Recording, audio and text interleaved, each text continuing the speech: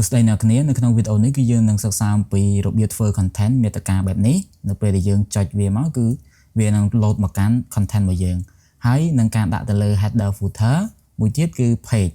អូខេនៅកន្លែងនេះអ្នកគ្នាឃើញ content របស់យើងគឺអត់មានតពើលេខតពើទេតែយើងចូលដល់សាច់មេរៀនរបស់យើងគឺយើងឃើញមានលេខតពើហើយនឹង header footer អូខេអ្នកនរគ្នាអញ្ចឹងសម្រាប់អ្នកទាំងអស់គ្នាដែលចូលចិត្តនៅវីដេអូចែកម្លែករបស់ខ្ញុំគឺកុំភ្លេចជួយ subscribe ខ្ញុំអ្នកមួយផងដើម្បីខ្ញុំធ្វើវីដេអូចែកម្លែកអ្នកគ្នាជាបន្តបន្ទាប់កុំឲ្យខាត់ពេលវេលាយូរយើងទៅរៀនទស្សនានៅរបៀបធ្វើជាមួយខ្ញុំទាំងអស់គ្នា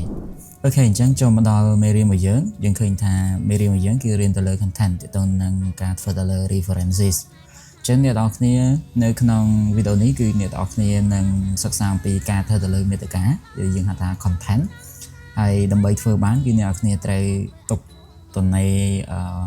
ក្តាស់ខាងលើមួយដើម្បីឲ្យយើងដាក់ទៅលើ content របស់យើងហើយអ្នកទាំងអស់គ្នាគឺអាចធ្វើតាមវិធីនេះបានអូខេអញ្ចឹងដំបូងបង្អស់គឺអ្នកទាំងអស់គ្នាត្រូវមាននៅ content នីមួយៗទៅតាមលេខរៀងដូចជាមួយធំមាន 1.1 1.2 1.3 1.4 ដូចចឹងដែរនេះគឺខ្ញុំយកខ្លីមកទេដើម្បីស្រួល example ឲ្យអ្នកទាំងអស់គ្នាមើលអញ្ចឹងដំបូងបង្អស់គឺអ្នកទាំងអស់គ្នាត្រូវចូលទៅកាន់ផ្នែកខាងលើគេបង្អស់ដែលជាក្តាស់ដែលយើងត្រូវការដាក់ content ឬក៏មេត្តាអ្នកគ្នាចូលកន្លែង reference ហើយយកពាក្យថា table of content នៅក្នុង table of content គឺមាន mode វាច្រើនអ្នកនរគ្នាអាចរើសទៅដូចជា table of content មាន heading 1មេថាចំណុចមួយធំហើយបានមាននេះបានមាន 1.1 1.2 អីចឹងតែនេះគឺដូចគ្នាអ្នកនរគ្នាអាស្រ័យលើអ្នកនរគ្នាចង់បានតែពេលច្រើនគឺខ្ញុំយកខាងលើជាលក្ខណៈ classic អូខេទៀតអញ្ចឹងយកមកគឺវាចេញចឹងនិយាយវាអត់ត្រូវទេអញ្ចឹងអ្នកនរគ្នាត្រូវធ្វើបែបនេះអ្នកគ្នាអាច select អានេះមកអ្នកគ្នាចូលមកបណ្ដាលហើយអ្នកគ្នាអាចដាក់សេថា content ចឹងទៅអាស្រ័យលើអ្នកនរគ្នាទេបន្ទាប់គឺ definition អីនេះគឺអ្នកគ្នាមិនទាន់ខ្វល់ទេមានថាវា upload វា load មក auto ចឹងអ្នកគ្នា select ទៅលើមួយរមាំងធំនេះហើយអ្នកគ្នាចូល references ហើយពាក្យថា add text អ្នកគ្នាយក level 1មក level 1មានថាវាគឺជា main content របស់យើងបន្ទាប់ select លើអាហ្នឹងទៀតគឺអ្នកនរគ្នាចូល add យកអ្នកគ្នាយក level 2មកអូខេនេះដូចគ្នា select អ្នកគ្នាយក level 2 select អ្នកគ្នាយក level 2 select យក level 2បើសិនបើនៅក្នុង 1.4 នេះមាន 1.4.1 អ្នកគ្នាយក level 3ចឹងមកគឺអត់អីទេអូខេអញ្ចឹងយើងមក update កន្លែងនេះគឺវា auto load អញ្ចឹងវាត្រូវតាមវាយើងចង់បាននេះដើម្បី update អ្នកគ្នាមិនបាច់ចុចលើនេះក៏បានអ្នកគ្នាមើលពាក្យថា update table ហើយអ្នកគ្នាយកពាក្យថា update នេះមក update the entire table ចឹងមកឃើញមកអ្នកគ្នាឃើញមួយធំហើយវាចូលមកខាងក្នុងអញ្ចឹងអ្នកគ្នាអាច format ទៅតាមអ្វីដែលអ្នកនរគ្នាចង់បានដូចជាអ្នកនរគ្នា format ដាក់អក្សរធម្មតាបែបនេះអញ្ចឹង content អ្នកនរគ្នាអាចបរិយាអក្សរធំបែបនេះបានកាលណា content គឺវានៅក្នុងលេខគេនេះលេខ1ទេវាអត់នៅលេខ2អញ្ចឹងទេដោយសារគេគឺដោយសារទំព័ររបស់យើងឃើញវានៅ page ទី2អញ្ចឹងយើងធ្វើម៉េចដើម្បីឲ្យវានៅ page ទី1អ្នកគ្នាត្រូវចុច double click លើកន្លែងហ្នឹងកន្លែងតនេផ្នែកខាងលើមួយឬក៏អ្នកគ្នាចូល insert អ្នកតែគ្នាមើលកន្លែង header footer នេះកន្លែង header footer របស់អ្នកគ្នាអាចយក edit ចឹងក៏បានដែរអញ្ចឹងអ្នកគ្នាត្រូវមើលកន្លែងនេះពាក្យថា page កន្លែងនេះគឺអ្នកគ្នាមើលទៅគឺមានប៉ុន្មាន2 page អញ្ចឹងអ្នកគ្នាត្រូវផ្ដាច់វាទៅជា section យើងមើលឃើញថា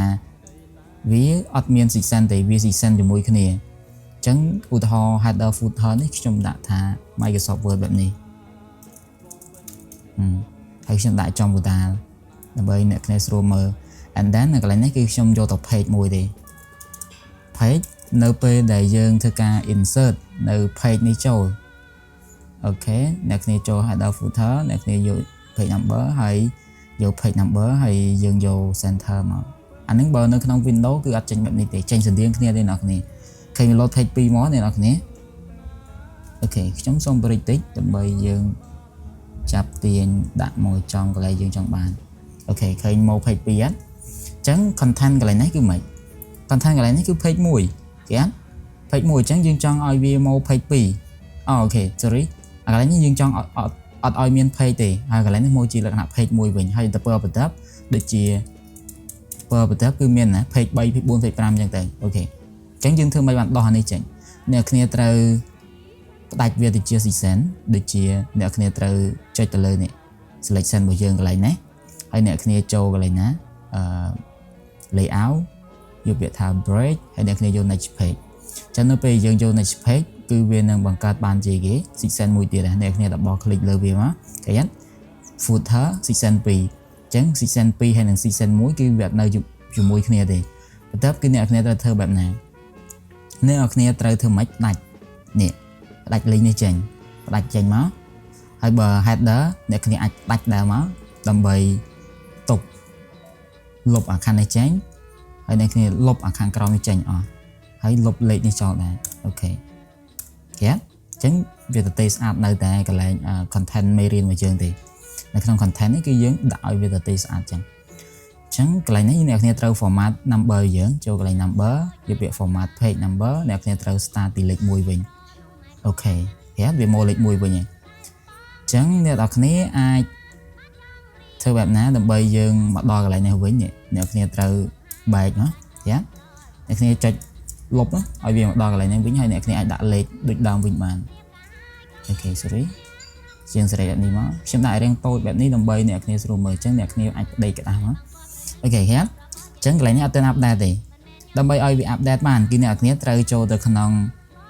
កន្លែង reference ដូចគ្នា update អ្នកគ្នាចុច update មកគឺមិនគឺវា update ឲ្យយើងហើយអ្នកគ្នាអាច format វាបន្តិចតួចទៅដោយសារវារាំង error កន្លែង format នឹងបន្តិចទេអូខេហ្នឹងគឺវា update មកហើយ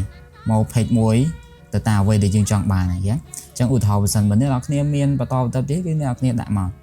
មានប៉ុន្មាន page អ្នកគ្នាដាក់ទៅតាមហ្នឹងទេអូខេអរគុណច្រើនអ្នកនរគ្នាសម្រាប់ការតាមដានទស្សនានៅវីដេអូខ្ញុំបើសិនបើអ្នកគ្នាថ្មីមិនទាន់ subscribe ខ្ញុំគឺជួយ subscribe ខ្ញុំនៅមួយផងខ្ញុំនឹងធ្វើវីដេអូដើម្បីចែកម្លែកជូនទៅកាន់អ្នកនរគ្នាបន្ថែមទៀតសូមអរគុណអ្នកនរគ្នា